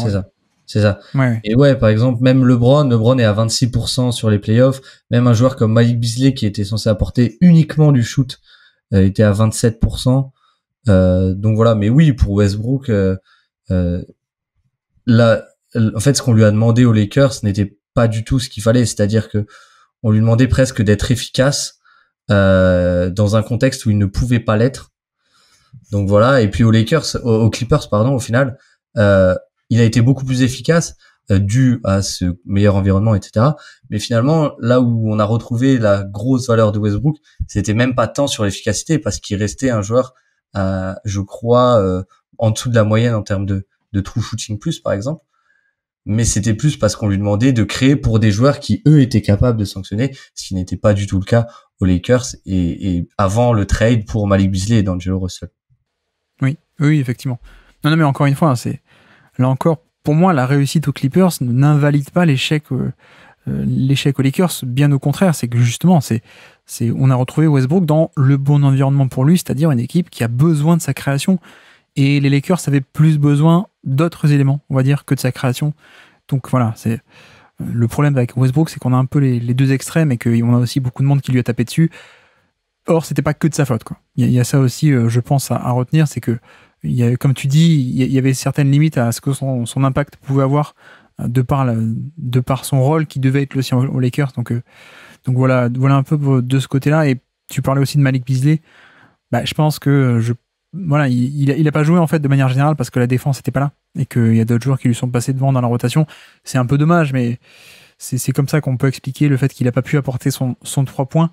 Et de l'autre côté, je me demande à quel point aussi il n'y a pas un côté normal à ce que enfin, c'est un peu le jeu des playoffs aussi. C'est-à-dire que si tu as un joueur qui est un peu au niveau de la moyenne NBA ou un peu en dessous, où il y a un peu des doutes, c'est quelqu'un que des défenses de playoffs vont vouloir punir, ou en tout cas vont inciter à shooter. C'est-à-dire que si tu as une mini faiblesse, on va t'abandonner parce qu'on ne te craint pas. Et voilà. Et donc c'est pour ça que tu vois, je pense notamment à un Jared Vanderbilt. Ça me choque pas non plus, quoi. C'est quelqu'un qui en saison régulière mettait le niveau moyen ou plus ou moins, mais forcément au révélateur des playoffs, bah non, c'est un contexte de jeu beaucoup plus difficile. Les défenses sont plus intelligentes, les matchs sont plus en jeu, etc. Donc il y a un peu un côté normal, mais par contre c'est vrai que de l'autre côté, bon, il y a certains joueurs qui sont un peu trop, et c'est ça que tu veux dire aussi sur certains cas. Oui, bah complètement. Voilà, il y a eu une défaillance un peu presque collective, j'ai envie de dire. Mais en même temps, je saurais même pas dire ça parce que d'un autre côté, le pourcentage global des Lakers c'est pas mauvais parce que t'as Austin Reeves qui tire à 44% et Rui Hachimura à 49% sur les playoffs. Mais en fait, mon propos c'était plus que Hachimura à 49% d'accord, mais il n'avait pas cette dangerosité, comme t'as dit, il a pas ce jeu sans ballon, cette dangerosité sans ballon, c'est pas un tireur en mouvement.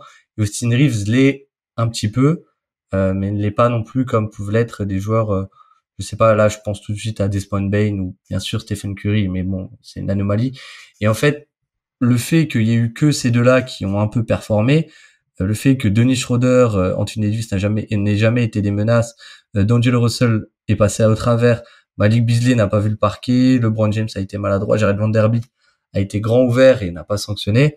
En fait, tu te rends compte que t'as des joueurs qui ont tiré efficacement et ton efficacité moyenne est pas si mauvaise, mais t'as très peu de joueurs qui ont été dangereux réellement. Et comme tu l'as dit, les défenses ont pas hésité à appuyer fort là-dessus. Et ça, même avant le tour contre les Nuggets. Oui. Après, tu vois, bon, alors les Nuggets ont connu la même efficacité à 3 points entre saison régulière et playoff.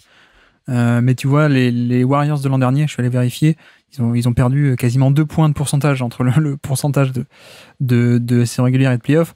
Mais c'est vrai que c'est des escouades qui partent de plus haut aussi. Les Lakers qui sont peut-être un peu plus avec moins de shot making pur, peut-être que passer au révélateur des playoffs, t'as certains cas qui passent pas le cut, et si en plus t'as un ou deux joueurs qui sont un peu censés t'apporter ça, qui ne l'apportent pas, ça devient de suite un peu plus compliqué. C'est un peu ça, et d'ailleurs je crois que c'est l'histoire de la bulle aussi. C'était le côté Anthony Davis, pour la première fois de sa carrière, avait un vrai jump shot qui rentrait beaucoup, et ça avait grandement aidé, quoi. Et autant on avait eu ça sur la bulle, autant là cette année on a plus eu un Anthony Davis magistral défensivement comme en 2020, mais le shoot un peu moins. Mais bon, on verra parce qu'ils ont fait aussi quelques ajouts sur l'intersaison. Ils sont allés chercher du Gabe Vincent. On verra si on en parlait tout à l'heure aussi là, mais est-ce que D'Angelo Russell sera encore là à la fin de la saison? C'est pas impossible qu'il soit échangé. Je ne sais pas. On verra bien. Ok. Eh bien, pour une fois, je n'ai pas la même stat que toi, du coup, puisque si tu me permets, ma 5e stat du jour. Moi, c'est plus 0,4. Est-ce que tu sais ce que c'est plus 0,4? Alors, plus 0,4, ça peut être soit un rating ajusté ou alors peut-être un on-off, je sais pas. C'est le net rating des Lakers cette saison. Ok. Plus 0,4. D'habitude, j'aime bien commencer par ça, mais une fois n'est pas coutume, finissons l'émission par le net rating. Et donc, plus 0,4, donc quasiment nul. Au niveau du net rating, qu'est-ce que le net rating? C'est le différentiel attaque-défense par 100 possessions, évidemment. Donc, plus 0,4, quasiment nul. Et donc, 17e sur 30, je crois, sur Cleaning the Glass. Donc, c'est vraiment assez mauvais. On est quasiment sur une équipe qui ne crée pas de différentiel attaque-défense. Et ce qui est assez génial, c'est que donc, on aurait pu avoir une finale NBA entre les Lakers qui étaient à plus 0,4 sur la saison entière et Miami qui était à moins 0,1. Voilà, ça aurait été des finales absolument historiques de ce point de vue-là, du point de vue du net rating, puisque d'habitude, les finalistes NBA ou même en finale de conférence, on est sur des équipes qui sont plutôt à du plus 5, plus 6, plus 7 de net rating, de différentiel par 100 possessions, plus 5, plus 6, plus 7, plus 8 parfois, on peut monter au niveau de performance de saison régulière. Voilà, là on n'était pas du tout là-dessus. D'ailleurs, voilà, 2022, Boston était à plus 7,5, Golden State à plus 5,5, 2021, Milwaukee et Phoenix à plus 6. 2020, il y a un peu l'anomalie de Miami, encore une fois, toujours eux. Mais voilà, si vous remontez, vous aurez toujours des équipes qui sont au niveau des plus 5, plus 6 de net rating minimum. Donc là, on aurait pu avoir une finale historique entre deux équipes qui ont un différentiel nul. ça aurait été très fun, mais évidemment, la saison est un peu à séparer en deux. Chez les Lakers, on l'a dit tout à l'heure, puisqu'il y a eu donc ce méga trade de Russell Westbrook qui est arrivé, qui a un peu tout chamboulé. On a parlé de la défense qui a été géniale, mais d'un point de vue plus global, on ne l'a pas détaillé. C'est intéressant. Et vous allez voir, parce que avant le 9 février, la trade deadline, avant, on avait une équipe qui, en termes donc de net rating, de différentiel attaque-défense, était donc dans le niveau de jeu, dans le jeu, le niveau de production dans le jeu, 24e sur 30. 24e sur 30 au niveau des performances dans le jeu. C'était au niveau d'Orlando, de Indiana, pas loin de Washington, de Détroit. Voilà, c'est quand même pas une très très bonne, de très bonnes équipes à avoir autour de soi. 24e sur 30 pour le début de saison. Et après, ils avaient le 7e meilleur net rating de NBA. Donc, on l'a dit, avec une défense qui était à la base de tout ça. Et surtout, pourquoi est-ce que je précise tout ça ? Parce que justement, 7e, c'est le classement, mais quel était le chiffre brut ? Eh bien, les Lakers, sur la deuxième partie de saison, étaient à plus 5,2 points par 100 possessions de différentiel, donc plus 5. Et donc, en fait, il fallait pas être surpris. on pouvait ne pas être surpris de les voir aller aussi loin, parce qu'en vérité, si on se fiait à leur niveau de jeu produit sur la deuxième partie de saison, et donc sur leur équipe en tant que telle, celle qui débarquait en play-off, en fait, l'équipe en question des Lakers de fin de saison était une équipe avec plus 5 de net rating, et donc à peu près, voire même totalement, dans les standards des finalistes de conférence. Donc voilà, on n'a pas été surpris, n'est-ce pas ? Non, mais oui, c'est sûr. Comme dit, en fait, au final, quand tu regardes la production de l'équipe post-trade deadline, c'est une équipe qui a un rythme de finaliste de conférence. Et bon, voilà, après, moi, je les avais mis en finale de conférence, j'avoue. Bon, c'était pas contre les Nuggets, j'avoue aussi. mais personnellement, j'ai pas plus surpris que ça. Ouais, donc voilà, petite stat un peu marrante pour dire non, en fait c'était en un sens une surprise, mais en un sens pas tant que ça. Il y avait quand même, si on se fiait à l'échantillon qu'on avait sous la main de cette vraie équipe des Lakers qui débarquait en playoff, en fait on était vraiment sur un candidat très sérieux, donc de quoi peut-être relativiser le côté surprise d'avoir éliminé Memphis et puis Golden State. En fait, on avait une très bonne équipe, et ça, on l'a vu sur le terrain aussi. On n'a pas besoin des stats pour le voir. Mais bref, on a à peu près fait le tour. Est-ce qu'il te reste des stats un peu à droite à gauche qu'on n'aurait pas évoquées ? Est-ce qu'il y a des joueurs dont tu veux parler aussi ? C'est le moment. Il m'en reste une. Alors, j'en ai toujours une ou deux en plus. Et alors, c'est 10%. C'est le pourcentage d'offensive rebound de Jared Vanderbilt, qui est 20e de NBA et qui est le seul joueur non classé comme intérieur, donc comme big, dans la liste, dans le top 20. Voilà. C'était juste pour mettre un peu de lumière sur Jared Vanderbilt. Oui, alors d'ailleurs, qu'est-ce que t'en penses un peu du futur pour Vanderbilt ? Parce que, bon, c'est vrai que moi, c'est un joueur aussi que j'aime beaucoup. Je parlais des All Hipster Team, il était dans la première, lui, j'avais aussi parié sur lui. Donc les Lakers 2023 étaient sponsorisés par la All Hipster Team du Basket Lab. Donc je suis très content, évidemment. C'est quelqu'un qu'on suit, qu'on connaît depuis Kentucky à l'époque. Mais c'est vrai que tu vois, sur le run des playoffs, il y a eu certains moments où il n'était pas assez bon en attaque et il a été un peu benché. Qu'est-ce que tu penses un peu du développement finalement de sa carrière ? J'ai l'impression que la question qu'il y a eu pendant ces playoffs, c'est un peu la question qui va le suivre toute sa carrière et qui va déterminer le vrai impact qu'il peut avoir, parce que pendant ces playoffs, on l'a aussi vu défensivement être sur Ja Morant, ça a très bien marché. Sur Stephen Curry, il y a eu un gros match 1, mais même une plutôt bonne série, ça avait plutôt bien marché.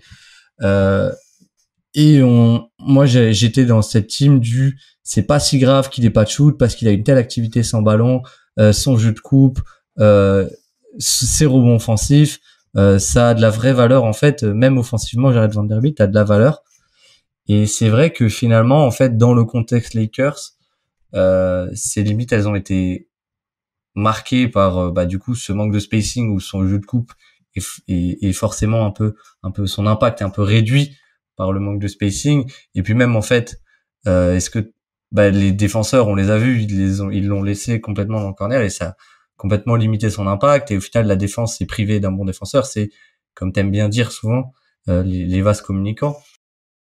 Du coup, pour l'avenir de Vanderbilt, je pensais pas dire ça. Par exemple, peut-être même avant les playoffs ou en tout cas il y a un an.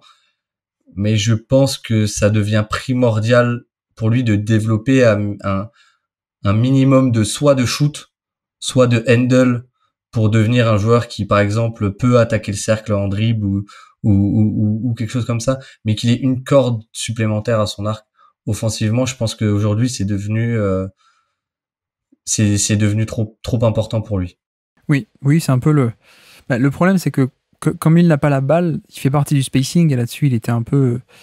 Il est pas assez bon, hein. Enfin, on a vu qu'à Utah, il essayait un peu plus, mais on est sur du 33% à Utah sur une tentative par match. C'est quand même pas énorme. Mais c'est vrai que comme il n'a pas la balle, il fait partie du spacing et là, il handicape.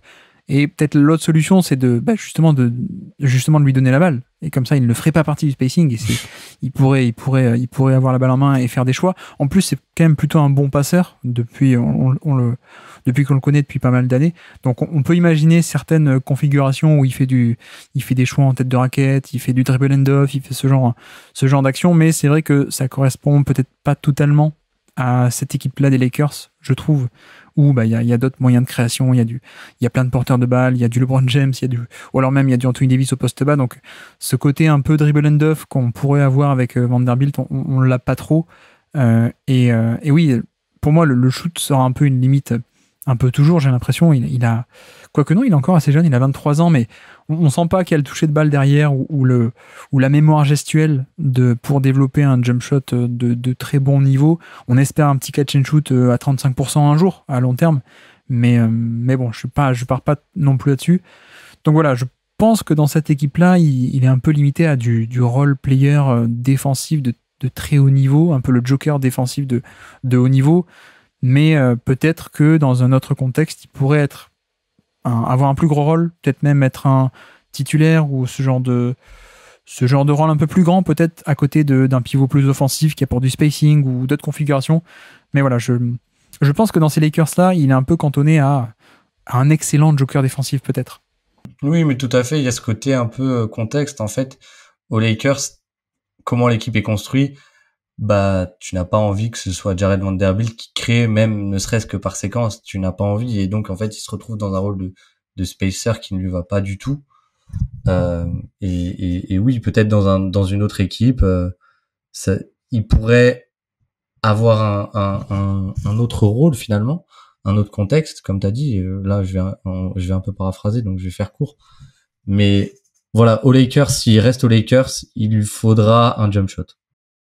Ouais, effectivement. Niveau stats, qu'est-ce qui me restait aussi? Oui, l'attaque sur demi-terrain des Lakers, 98,3 points par 100 possessions sur demi-terrain après la trade deadline. Mince, j'ai pas noté le classement, mais je crois que c'était autour de la 20e place. Mais bref, c'était aussi pour dire que finalement la défense a été de très haut niveau, mais l'attaque, notamment l'attaque sur demi-terrain, n'était pas encore parfaite, hein. On était plutôt dans la deuxième moitié du classement que la première. Donc ça aussi, c'est peut-être un truc à surveiller pour l'an prochain. Comment est-ce que il y a peut-être des chances d'améliorer ça, cette attaque sur demi-terrain, voir si LeBron James peut être meilleur de retour de blessure, voir si du Gabe Vincent peut faire du bien, ou Austin Reeves continue à grandir un peu dans un rôle de porteur de balle. Je ne sais pas. Et puis, peut-être finir aussi là-dessus, on l'a un peu effleuré, mais moi, j'ai été assez bluffé par la première année au coaching de Darvin Ham, et notamment des playoffs où il y avait toujours les bons ajustements au bon moment.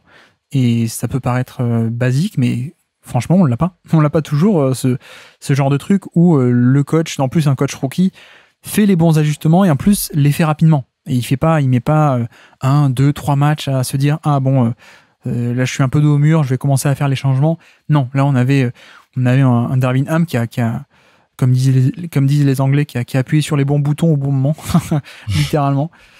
Et du coup, ouais, moi, vraiment très, très, très impressionné par Darvin Ham. Et si je peux me permettre de rajouter une petite pique à la fin, ça fait plaisir de voir que des anciens joueurs deviennent coach, mais prennent le temps de travailler et d'être des années dans des coaching staff pour apprendre ce métier, plutôt que de réclamer un poste de coach qui leur reviendrait de droit parce que ce sont d'anciens joueurs professionnels. Voilà, je pense qu'il n'y a pas de secret. Et je ne citerai aucun nom de grands meneurs des années 2000. Vous choisissez lequel vous voulez, qui est à Portland ou à Dallas. Mais non, mais blague à part, Darvin Ham a passé pas mal de temps dans le coaching staff de Budenholzer. Je crois même qu'il était peut-être un peu Popovich aussi, ou je sais plus. En tout cas, il a fait Atlanta et Milwaukee. Il a pris le temps, il a vraiment bossé, et voilà, il n'y a pas de secret, je trouve. Non, mais clairement, et c'est clair qu'il y a quelque chose, c'était un peu l'anti-Steve Kerr sur ces playoffs, où Steve Kerr a souvent mis du temps à s'adapter parce que son plan de base était... Alors, contre les Kings, ça a marché. Et là où Darvin Ham est venu avec le match 1 contre les Warriors, il avait son plan très clair, tout de suite prêt, et quand les Warriors ont répondu, lui, il a tout de suite répondu tactiquement, donc c'était un grand bravo à Darvin Ham, franchement. Ouais, il y a un côté tactique, et en plus il y a là aussi d'avoir un côté management qui est aussi très important de nos jours, tout ce qui est gestion justement d'ego, donc il y a l'air d'avoir les deux, voilà, très très impressionnant, et je suis très enthousiasmé pour les Lakers du coup pour la suite, et pour Darvin Ham. Du coup je crois qu'on a fait à peu près le tour, il me semble. Tu m'arrêtes si... J'en ai une toute dernière. Ah, vas-y, je t'en prie. C'est aller très vite. C'est 88, c'est le nombre de minutes jouées par Mo Bamba cette année. Voilà. Donc, et c'était aussi un peu pour souligner la faiblesse du backup derrière Anthony Davis chez les Lakers cette année. Ouais, effectivement, on en a déjà parlé il y a pas longtemps de Mo Bamba. Quand est-ce qu'on en a parlé ? Ah oui, sur les joueurs déception de la saison. On a parlé de Mo Bamba qui effectivement n'était pas sur sa dynamique de l'an dernier. Donc c'est un peu dommage. Ok, je crois que cette fois, on a vraiment fait le tour. Ça y est, vu qu'on a parlé de Mo Bamba. Mais en tout cas, merci beaucoup Baptiste d'être revenu sur le Basket Lab pour nous parler de ces Lakers. Merci beaucoup. Merci à toi Guillaume, c'est toujours un plaisir. Merci à tous d'avoir suivi cet épisode. J'espère que ça vous aura plu. Et j'espère, bien entendu, également qu'on sera plutôt bien arrivé à traiter ce sujet des Lakers et de cette saison assez particulière. Entre le début d'année qui ne collait pas forcément ou la fin d'année, on est passé pas loin de Lakers en finale, à mon avis. Donc voilà, saison très particulière. On a pu en discuter un peu. Et donc, pour la prochaine fois, de notre côté, on revient sur notre saga de l'intersaison, le crossover, avec... cette fois, non pas un autre sport, on reste sur le basket, mais avec un thème très différent de la tactique, des stats ou du jeu. La prochaine fois, on va parler de la construction d'un média basket. Et donc, sur ce, je vous remercie une nouvelle fois de nous avoir écoutés jusqu'au bout. Un grand merci à Baptiste d'être revenu sur le podcast, bien entendu. Et moi, je vous dis à très bientôt. Ciao.